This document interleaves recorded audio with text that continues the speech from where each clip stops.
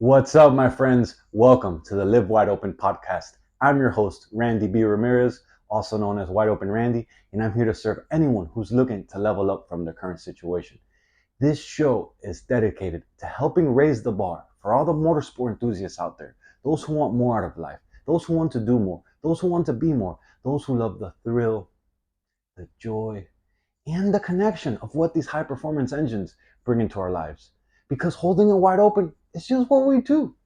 Being a good freaking person is who we are. And living our life to the fullest is the lifestyle that we choose. On today's episode, it's going to be a little different than normally. I just finished reading a pretty good book for the second time, actually. And I figured it was a good idea to summarize and give you guys the key principles that I found in this book because it really has helped me. And I read it the second time around because I was just I felt like I was drifting. I felt like I was going through some dark times, or I was fading into letting myself fade back into dark times and dark thought patterns, and just drifting away from what I really want to do. And so I picked up this book that I had in storage, and I went ahead and read through it, and man, it just revived and it re-sparked the key things that had really helped me move forward and drive forward. And so I wanted to share with you guys those key things. And so we're going to be talking about the 7 principles for outwitting the devil within your life. And so I know that probably sounds like a far-fetched topic, or maybe even a sensitive topic for most, but just know that I wouldn't be sharing this if it wasn't very valuable, if it wasn't meaningful, if it wasn't things that have helped me, put to rest some of the dark thoughts and some of the dark patterns and some of the dark habits that have held me back. And I wanted to share this with you. And so the book, it's called Outwitting the Devil. And the book is by for those of you that know, it's by Napoleon Hill. And if you've never heard about Napoleon Hill, I want to share it. Like, he's one of the most famous philosophers of all time. And he's actually been gone for a while now. Like, he's not alive. He's been gone for a while. But even though he's been gone for a while, for several years, several decades, even before I was born, his work today still shines and it still applies in our modern world that we live in today, right? And so Napoleon Hill was born in 1883, and he lived all the way to 1970. And so when I say that he's been gone for a little bit already, we're in 2024, and 1970 is far away from where we are right now. But these principles in this book of outwitting the devil really hit home, really kind of seem as if like we're talking to our world in today, And so Napoleon Hill's mission, really his life mission, was just to organize the world's first philosophy of personal achievement. And it's based all on principles of success. And Hill really interviewed many of the greats of his time. And I'm going to mention some names, and if you don't know them, look them up and you'll see how great these individuals are. People like Andrew Carnegie, Henry Ford. Come on, if you don't know who Henry Ford is, it's the guy who invented Ford. Thomas Edison, it's another important player right there. Look him up, you'll know who that guy is. And John D. Rockefeller, another important guy. And so Napoleon Hill, he spent way more than 20 years interviewing, studying, and really just writing about successful individuals that he was learning and going through his life. And so Napoleon Hill is actually, I was going to grab that book, but Napoleon Hill is actually the author of the best-selling self-help book of all time. It's called Think and Grow Rich. And if you haven't read that one, that's another one that I highly recommend for you to read. That book is the most recommended book from all successful individuals of life. And I recommend for you to read that one. But today we're going to be talking about outwitting the devil and the secret to freedom and success.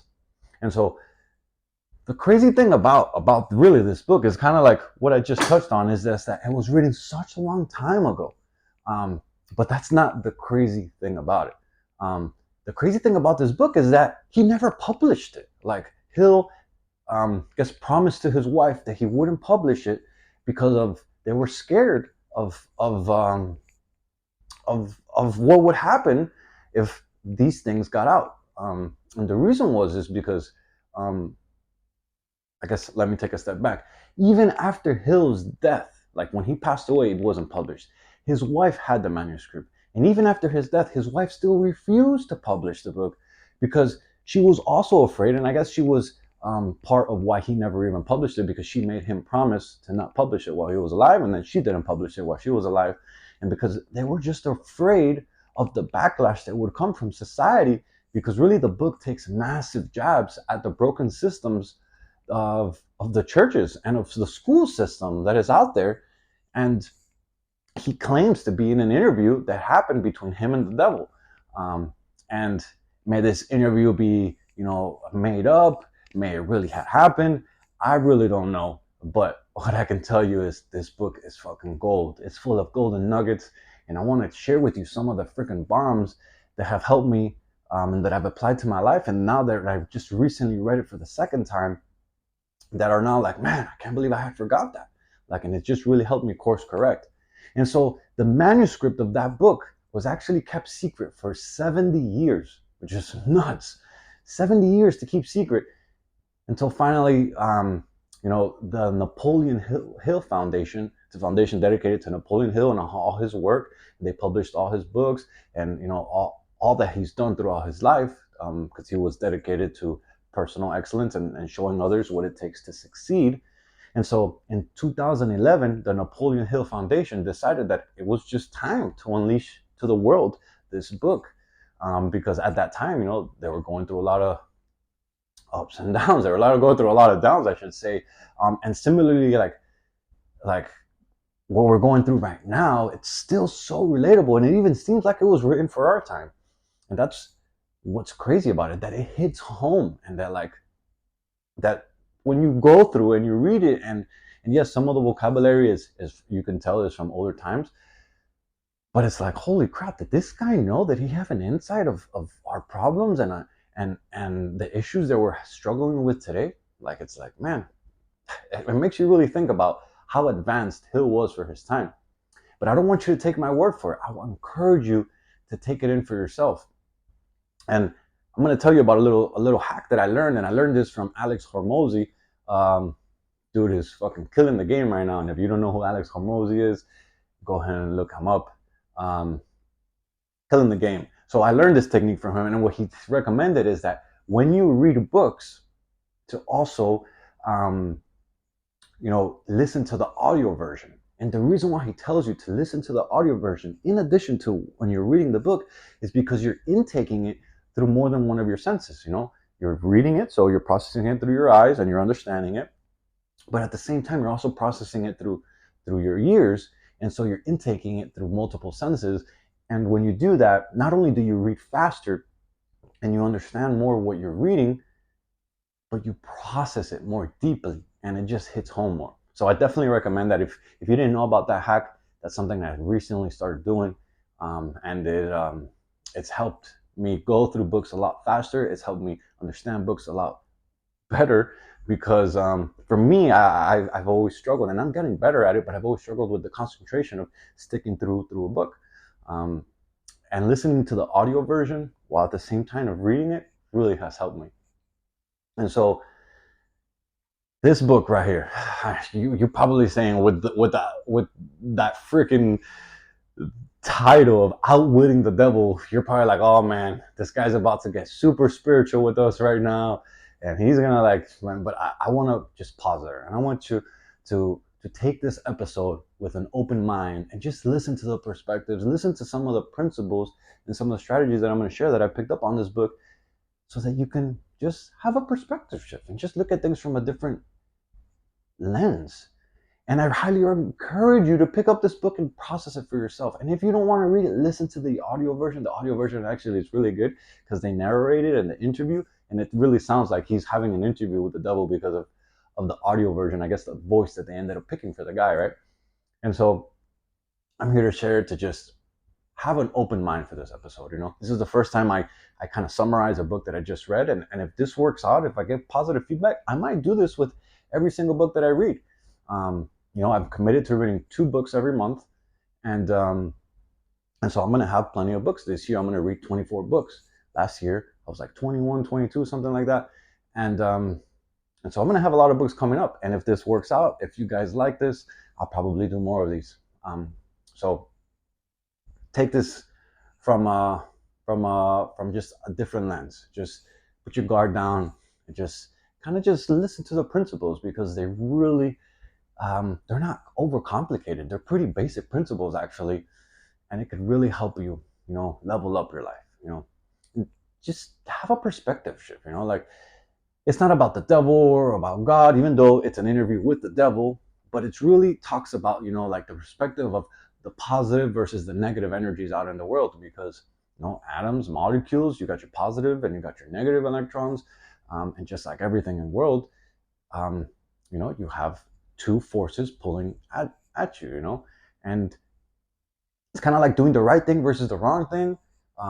Or like that voice that you have inside that tells us to do one thing or the other. Like we when we were growing up, you see these cartoons and you always see like the little devil on one shoulder and then like the angel on the other shoulder, like guiding the cartoons of to kind of do the right thing, or to lean him to kind of stray away and drift into doing bad things. This is kind of how I wanted you to look at things. And so use this as a perspective shift, and just bring in these principles, because they represent negative forces that can kill your personal growth and your success if you let them. And I caught myself, this last month, I took a break from everything. I pretty much took a break from working out. I took a break from really taking care of myself. And I said that, like, oh, because it was my birthday, I'm gonna relax. And that was kind of like the wrong thing I did, just being transparent here. Because I found myself, feeling worse than I did at the beginning of last month, just because I decided to drift, and I decided to coast, and I decided to just, I deserve this and that. And I don't want to do that anymore. I'm actually back on the grind. I'm back to working out. I'm back to working on myself, and I'm back to reading. I'm back to just leveling up on a consistent basis, right? And so, what are the 7 principles that Napoleon Hill covers in Outwitting the Devil in your life? Like, the first one out of the 7 principles, it talks about having definite of purpose. And so, what this means is that in your life, you gotta have direction of where you really want to go. Like, you can't just drift away without any real purpose. You gotta have intention of what you want to do. And kind of intention is the modern word that we use in today's terms, but back then he uses definite of purpose. But intention of what you want in your life is kind of the same thing, And so we must be like intentional. We must have purpose. We must have meaning for what we want to accomplish within our lives, And when we know our purpose, our failures are really not failures. They're just temporary defeats. And if you're willing to look at your challenges as it's not a failure, it's only a temporary defeat, and I'm going to persevere through this, and I'm going to continue achieving, and I'm going to continue striving, and I'm going to continue going at this no matter what, you start to create success in your life. And so when you have a purpose, when you have a true north, when you have your intention of what you want to do in your life and what kind of message you want to put out, it all just boils down to making sure that you continue on that path. Challenges are going to come up, speed bumps are going to come up in your life, you're going to get sucker punched, you're going to get all this stuff, and we're going to get derailed. But it's important to remember your purpose and your intention of what you want to do in life, and always head towards that north. And that is the first principle of outwitting the devil inside of your life. And it goes way deeper in that, but I'm going to kind of touch on a highlight version of it on like a 50,000 foot level, because I started really going in depth, but it's going to make the episode really, really long, and I don't want to make it that long. So we're going to kind of guide through some of the top areas within every principle, right? And so the first one was definite of purpose. The second one is mastery over self, right? And so he talks about that one must gain control over ourselves, over like our being, and in terms of leadership, like if you're in leadership roles, you got to understand that a person who is not a master of himself can never be a master of others. And it's not to say that, oh, I'm gonna be the master of this person. No, no, no, no. It's we're talking about leadership here, right? But you can't be a true leader if you haven't mastered your own self, right? And so when you lack self-mastery, it really is the most destructive form of indefiniteness. And what indefiniteness really is, it's just going into the unknown. And so when you lack the self-mastery and the self, the self, I guess, the self-control of working on yourself, you really just drift off into the unknown.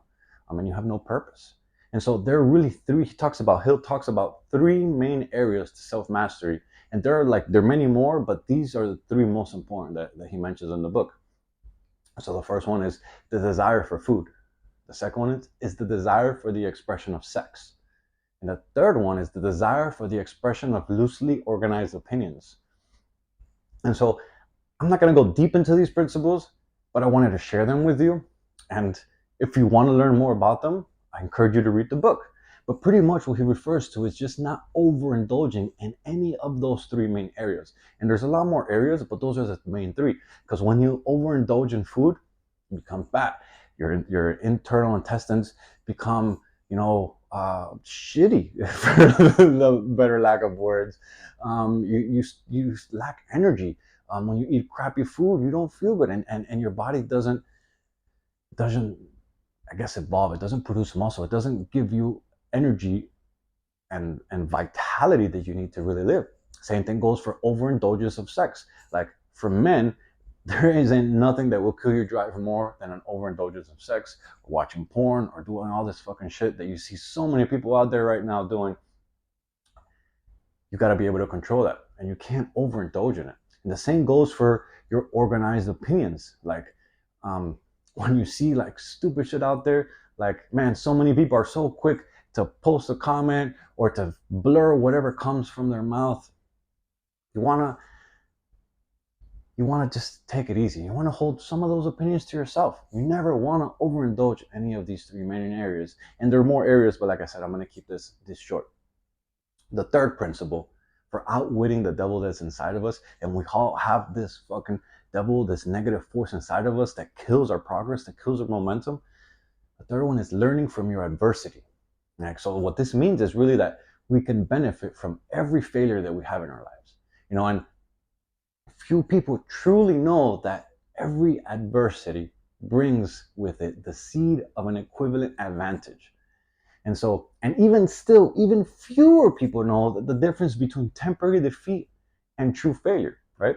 And so when you face difficulties, when you face challenges, when you face things that seem like you can't go on anymore, it's up to you to not quit, my friends. It's up to you to see, what can I learn from this experience? What is this trying to teach me?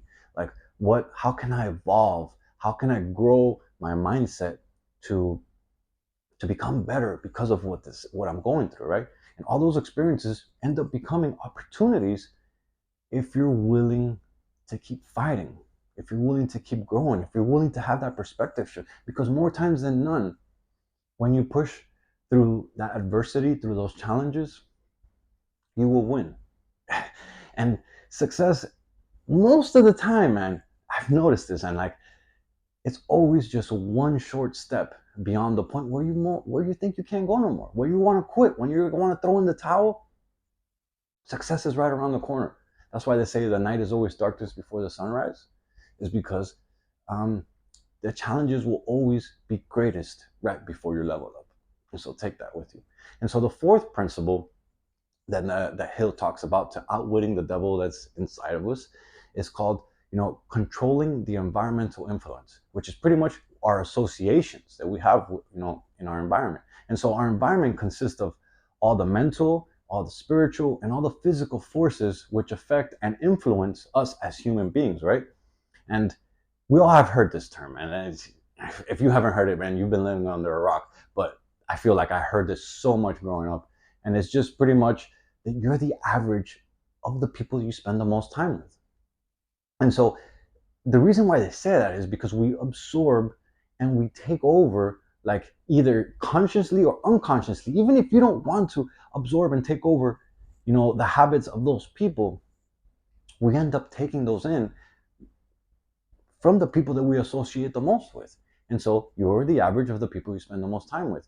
And so when you hang out with people who have crappy habits, no matter how hard you try, eventually you will become a crappy habit type of person too.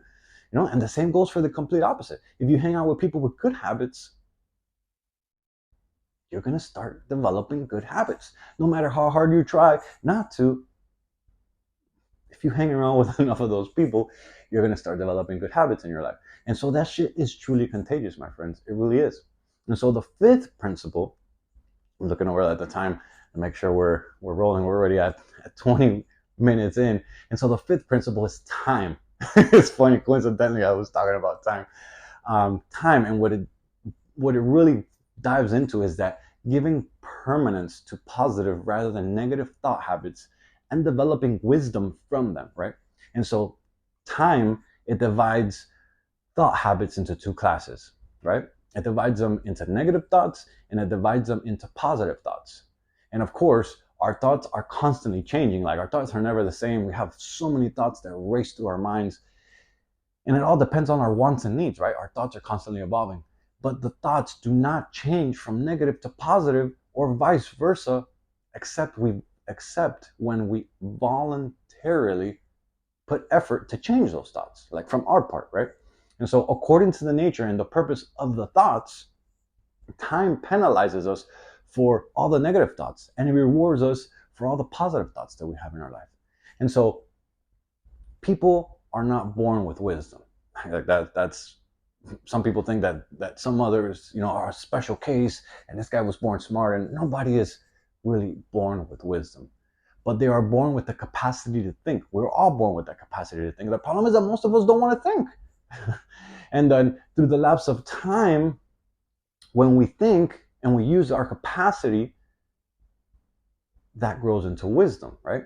And so our ability to think and our ability to analyze our experiences, the ones that we go through life, whether they are successes or whether they are failures, we all have the opportunity to gain wisdom from those experiences. All right.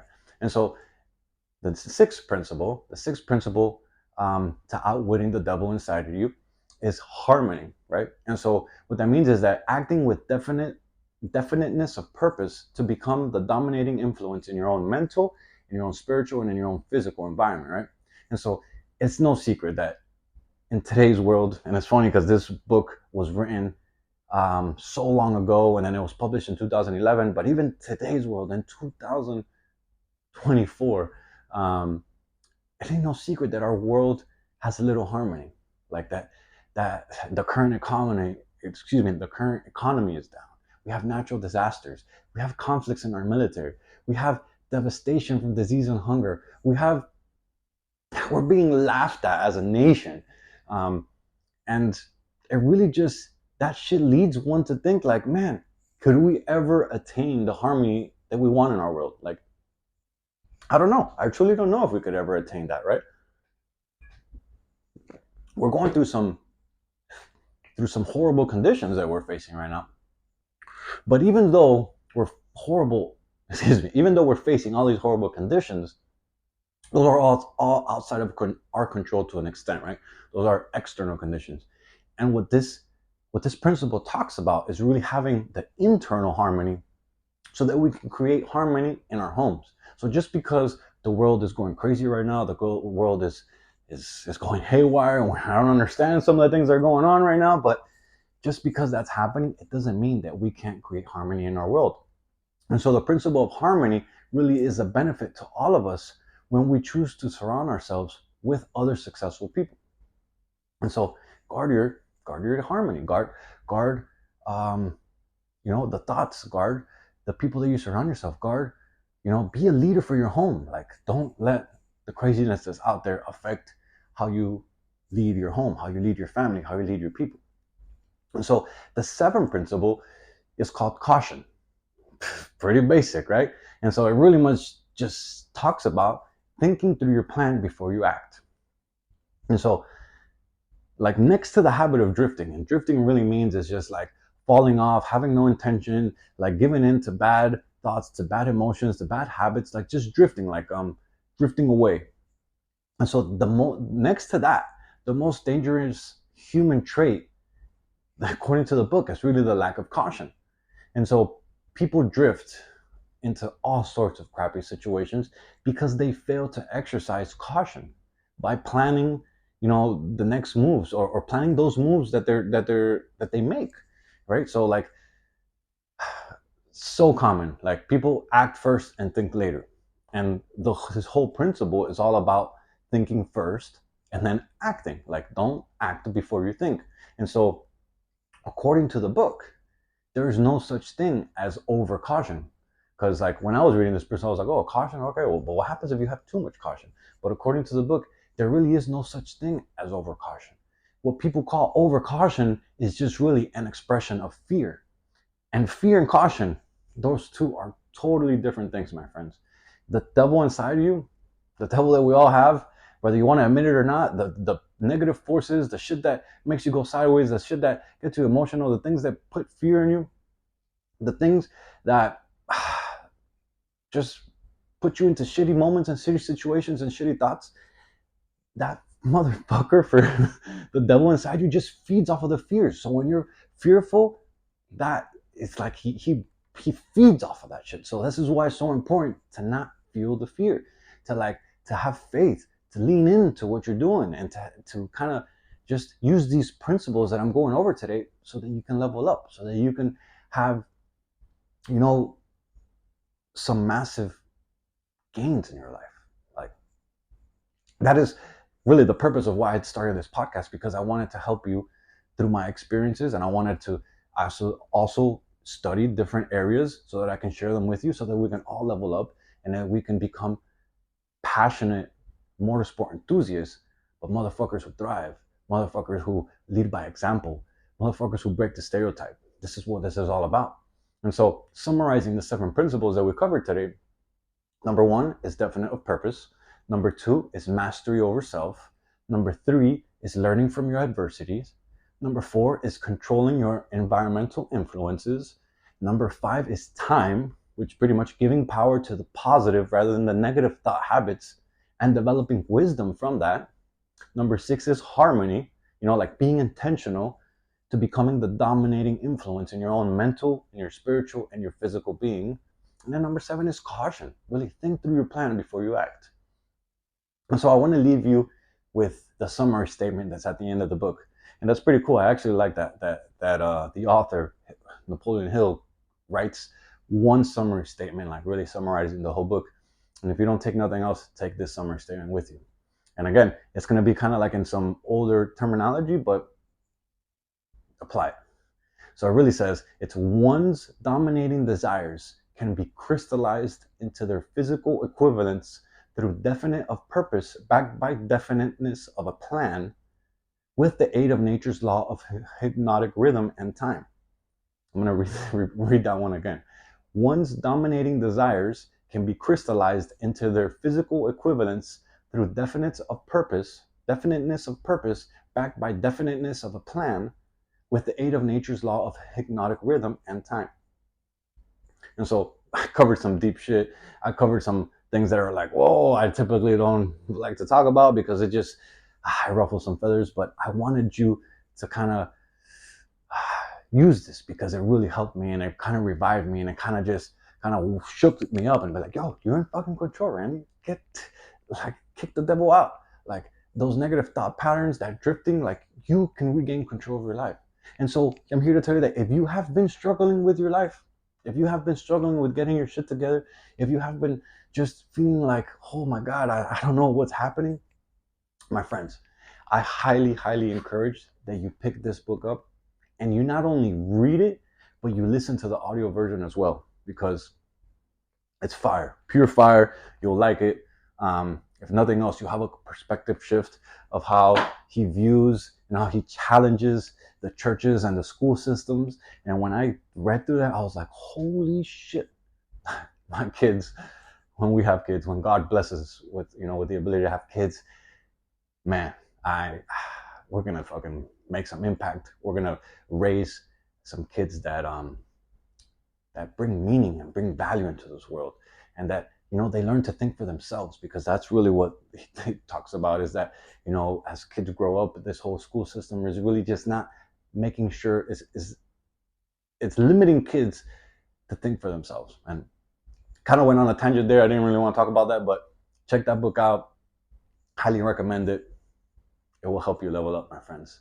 And so I'm driving the checkered flag deep into the ground, and I'm calling out all the motorsport enthusiasts out there, those who want to improve their situation. Let's break free from all the shit that's been holding us back, and let's prove to the world that they fucking wish they were like us. Those of you who made it to the end of the episode, I want to say that you got yourself a win, man, and I truly appreciate you for investing your valuable time into the Live Wide Open podcast. This movement is called Live Your Life Wide Open, and helping others improve is the mission that God has tasked me with.